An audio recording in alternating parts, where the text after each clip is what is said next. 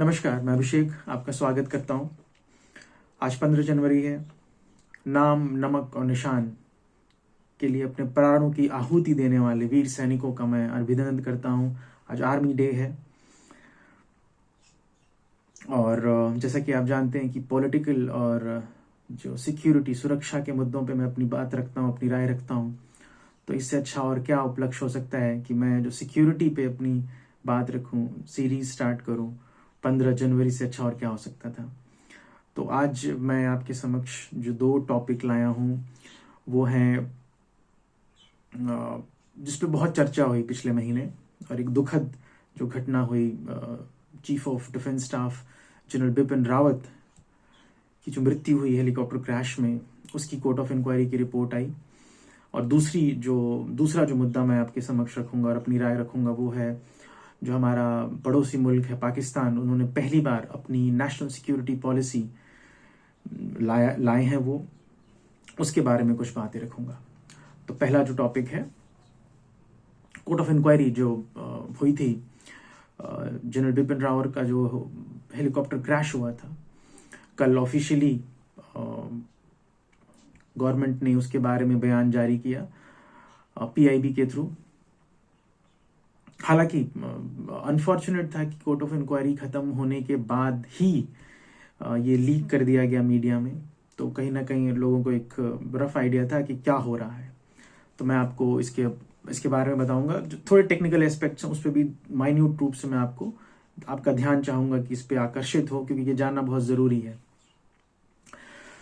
एक ब्रीफ देता हूं कि क्या हुआ था। 8 दिसंबर को हेलीकॉप्टर क्रैश हुआ था जिसमें जो हमारे पहले चीफ ऑफ डिफेंस स्टाफ थे जनरल बिपिन रावत, उनकी वाइफ मिसेस मधुलिका रावत, उनके military adviser brigadier Lidder, group captain Varun Singh Shaurya Chakra, lieutenant colonel Harjinder Singh उनके staff officer, wing commander PS Chauhan pilot, squadron leader Kuldeep Singh को pilot, JW Pradeep flight gunner, JW RP Das flight engineer, lance Naik Vivek Kumar, lance Naik Jitendra Kumar, lance Naik B Sai Teja, Naik Gursewak Singh और हवलदार सतपाल राय। मैंने नाम क्यों लिए तीनों? इस वीडियो के जरिए मैं ये भी बताना चाहूंगा कि जब हेलीकॉप्टर क्रैश हुआ तो लिखा गया general Bipin Rawat and 13 more death या 12 more death. Group captain Varun Singh की मृत्यु एक हफ्ते बाद हुई थी। वो 13 मोर और नहीं थे, वो 13 लोग थे जिनके नाम थे।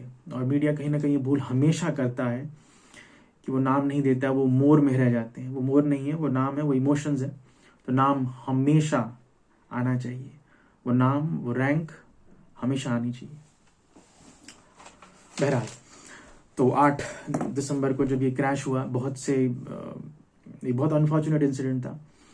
इतने बड़े अधिकारी को खोना आसान नहीं होता किसी भी देश के लिए, वो भी पहले जो चीफ ऑफ डिफेंस स्टाफ रहे हैं। वो कंबाइंड थिएटर कमांड के ऊपर काम कर रहे थे और काफी हद तक उन्होंने काम कर लिया था। 2 साल का कार्यकाल उनका पूरा होने जा रहा था। हालांकि ये पहली बार नहीं हुआ था, इससे पहले भी 2-3 क्रैशेस ऐसे हो चुके हैं जो कि अनफॉर्चुनेट थे। 97 में मिनिस्टर ऑफ स्टेट इनवीएन सोमू, उनका हेलीकॉप्टर क्रैश हुआ जिसमें मेजर जनरल रैंक के अधिकारी की मृत्यु हुई। Major general Ramesh Chandra Nagpal, 2 pilots थे उसमें। 93 में, इससे पहले जो सबसे उच्च अधिकारी की जिनकी मृत्यु हेलीकॉप्टर क्रैश में थी, उसमें भी जो हेलीकॉप्टर था मी-17 भूटान में क्रैश हुआ। Lieutenant general Jamil Mohammad, GOC in C eastern command, general officer commanding in chief eastern command, 93 में ये हुआ। और अगर हम देखें कि हाल ही में कुछ जो आंध्र प्रदेश के चीफ मिनिस्टर 2009 में वाईएस राजशेखर रेड्डी, उनकी मृत्यु हुई बेल 430 हेलीकॉप्टर में। पवन हंस में 2010 में दौरजी खांडू की मृत्यु हुई। जो सबसे बड़ा और सबसे पहला crash Indian military aviation history में जहां पे सीनियर ऑफिसर्स की डेथ हुई थी, वो 1963 में था, जहां पे इंडियन एयरफोर्स का एलयूसी 3 हेलीकॉप्टर पुंछ में दुर्घटनाग्रस्त हुआ था, जहां पे general officer commanding in chief western command के लेफ्टिनेंट जनरल दौलत सिंह, उनकी मृत्यु हुई थी। तो तो ये एक थोड़ा सा ब्रीफ हो गया जो मिलिट्री एविएशन में बहुत सीनियर ऑफिसर्स की जिन हेलीकॉप्टर में मृत्यु हुई थी। कोर्ट ऑफ इंक्वायरी हुई इसमें। इंडियन एयरफोर्स के senior most pilot, serving pilot marshal Manvendra Singh के अध्यक्षता में ये कोर्ट ऑफ इंक्वायरी हुई। कोर्ट ऑफ इंक्वायरी ने अपनी रिपोर्ट सौंपी, डिफेंस मिनिस्टर को दी, और मैं रिपोर्ट जो कह रही है सिर्फ उसके बारे में ही कहूँगा, क्योंकि जब इस अनफॉर्चुनेट इंसिडेंट हुआ था उसके बाद कई रिटायर्ड ऑफिसर्स ने बहुत से ऐसे मुद्दे उठाए जो नहीं उठाने चाहिए। जो भी स्ट्रैटेजिक और टैक्टिकल इश्यूज होती हैं उसमें कंट्रोवर्सीज नहीं होनी चाहिए। तो मैं सिर्फ जो मेन पॉइंट्स आए हैं कोर्ट ऑफ इंक्वायरी की, सारी चीज़ें नहीं आती और बहुत ऑब्वियस भी है, वो नहीं आनी भी नहीं चाहिए, वो सबके जानने लायक भी नहीं और ना वो सब समझ पाएंगे भी, बट जो हमारे जानकारी के लिए ज़रूरी है वो मैं आप तक रखता हूँ। उसमें लिखा गया है कि there was no mechanical failure, there was no sabotage और negligence as a cause of the accident. तो एक चीज़ तो क्लियर हो गई कि कुछ भी एक्सटर्नल उसमें नहीं हुआ था, दैट इज़ वेरी क्लियर, और वो कोर्ट ऑफ इंक्वायरी में वो क्लियर हो चुका है। अब वो क्यों हुआ था टेक्निकल टर्म्स में मैं आपको बताऊं तो उसमें लिखा गया the accident was a result of entry into clouds due to unexpected change in weather condition in the valley. This led to spatial disorientation of the pilot resulting in control flight into terrain. अब ये aviation का term है, control flight into terrain, spatial disorientation और unexpected weather. ये तीनों चीज मैं आपको ब्रीफली समझाना चाहूंगा। सबसे पहले अनएक्सपेक्टेड वेदर, वहां का जो क्लाइमेट है नीलगिरीज का वो बहुत बहुत जल्दी जल्दी चेंज होता है, तो कहीं ना कहीं ये error of judgement may be, who knows, हो सकता है। और वेदर चेंज हो रहा है तो जो स्पेटियल डिसओरिएंटेशन है, उस डिसओरिएंटेशन होता है भटकाव, एकदम से कुछ ऐसी सिचुएशन आई और हम उसको सही तरीके से भाप नहीं पाए और कहीं ना कहीं वो कॉज दिख गया, उसका एक अनफॉर्चुनेट इंसिडेंट हो गया। और control flight into terrain, CFIT, ये जो टर्म है इसका मतलब ये है कि the pilot was in full control of the aircraft and before entering into the cloud he was aware he was going into it, but suddenly कुछ ऐसे unexpected events आ गए and he became disoriented and that led to the crash. So this is the cause of the accident. So now let the things rest. इसके बाद और चर्चा का कोई विषय नहीं रह जाता। हालांकि इतने बड़े सेना के अधिकारी की मृत्यु होती है तो कुछ सवाल उठते हैं, क्योंकि कुछ प्रिकॉशंस लेने चाहिए। मेरी क्या राय है? मेरी ये राय है कि जब CDS जैसे अधिकारी जा रहे हैं कहीं पे, तो क्या एस्कॉर्ट हेलीकॉप्टर नहीं जाना चाहिए था? क्या ये ऑप्शन नहीं दिया गया था कि आप रोड से ट्रेवल करें? कुछ ज्यादा डिस्टेंस नहीं है एयरफोर्स स्टेशन सुलू से वेलिंगटन की। तीसरा, वेदर जो बहुत फ्रीक्वेंटली चेंज होते रहता है वैलीज में, हिल्स में, तो क्या पहले से इसकी जानकारी नहीं थी? एक एवरेज नहीं पता था मिड डिपार्टमेंट को या जो भी टूर को प्लान कर रहा था?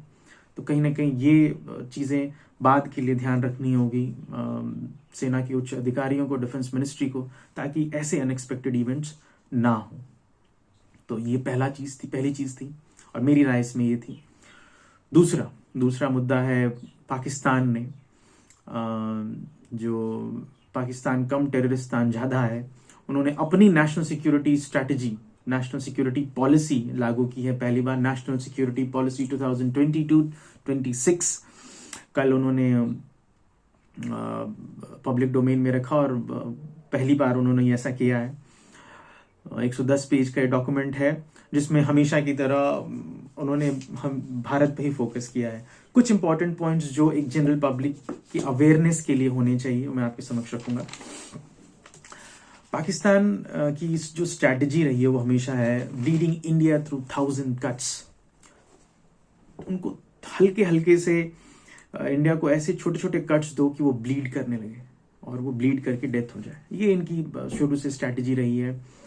1947-48 का कबाइली लोगों को यहाँ भेजना, उनका और वॉर होना, 1965 वॉर, 71 वॉर, 99 का एक वॉर, और फिर जो छोटे मोटे झड़पें होती रहती हैं वो इनकी स्ट्रैटेजी का एक हिस्सा है। उन्होंने जो इस डॉक्यूमेंट के जरिए 4-5 मुख्य जो पॉइंट्स उठाए हैं वो मैं आपके समझ रखता हूँ। पहला पॉइंट, उनका फोकस हमेशा की तरह इंडिया ही है। पॉइंट नंबर 2, उन्होंने अपने जो मुल्क है चाइना, जो उनको मदद देते रहता है, उनको अपना स्ट्रैटेजिक पार्टनर बताया है, ऑल वेदर फ्रेंड बताया है। तीसरा, वो नॉन काइनेटिक वॉरफेयर पे ज्यादा एम्फेसिस देंगे। नॉन काइनेटिक वॉरफेयर क्या होता है? नॉन काइनेटिक वॉरफेयर ये होता है कि हम आमने सामने की नई लड़ाई लड़के बजाय इसके हम उस लड़ाई पे ज्यादा ध्यान देंगे जहां पे हम आमने सामने ना हो। तो उसमें क्या होता है? साइबर वॉरफेयर हो गया, इलेक्ट्रॉनिक्स वॉरफेयर हो गया, स्पेक्ट्रम वॉरफेयर हो गया, सोशल मीडिया वॉरफेयर हो गया। ये उनका एम्फेसिस ज्यादा रहेगा। उन्होंने कहा है कि हम कैंप पॉलिटिक्स पे विश्वास नहीं रखते। कैंप पॉलिटिक्स क्या है कि 2 धड़े बन गए। 2 धड़े कैसे हो गए? एक चाइना का धड़ा हो गया, एक यूएसए का धड़ा हो गया, एक ऑस्ट्रेलिया का धड़ा हो गया, एक जापान का धड़ा हो गया, जिन्होंने ग्रुपिंग्स कर ली और ग्रुपिंग्स के बदले वो एक दूसरे पर कब्जा करने की कोशिश करते हैं। जो पाकिस्तान के नेशनल सिक्योरिटी एडवाइजर है मोईद यूसुफ, वो कहते हैं कि जो रेडिकलाइजेशन बढ़ रहा है हम उस पर भी बहुत काम करेंगे, उसको कम करने की कोशिश करेंगे ताकि हमारे इंटरनल अफेयर्स हैं वो ठीक हो सके। हम चाहते हैं कि पॉलिसी हो शांति की, policy at peace at home, और वो चाहते हैं कि भारत से उनके रिश्ते सुधरें। और उन पूरे डॉक्यूमेंट में भारत का 17 बार नाम लिया उन्होंने।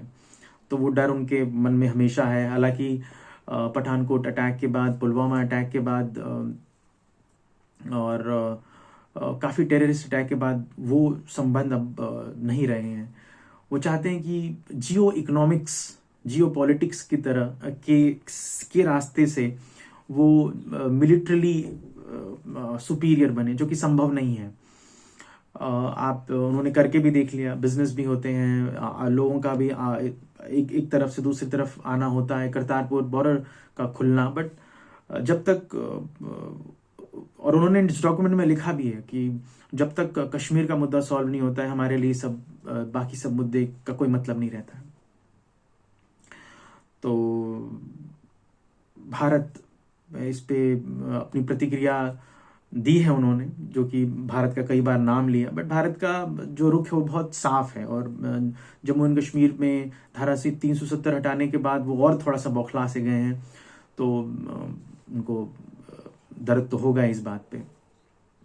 एक ब्रीफ था इन दोनों मुद्दे पे। जनरल रावत की जो कोर्ट ऑफ इंक्वायरी, जो उनकी दुखद घटना हुई, मृत्यु हुई हेलीकॉप्टर क्रैश में, उसके बाद जो हुआ कोर्ट ऑफ इंक्वायरी की रिपोर्ट। और दूसरा जो पाकिस्तान का जो पहला नेशनल सिक्योरिटी पॉलिसी आई है, उस पर मैंने अपनी बात रखी। और भारत ने एक बिल्कुल ठीक कदम उठाया है कि भारत झुकने को तैयार नहीं है इस मुद्दे पे, क्योंकि गलत नहीं है वो इस पे। तो वो कहते हैं ना कि बिकने पे आ जाओ तो घट जाते हैं दाम अक्सर, और ना बिकने का इरादा हो तो कीमत और बढ़ती है। इन शब्दों के साथ मैं अपनी वाणी को आराम दूंगा। धन्यवाद।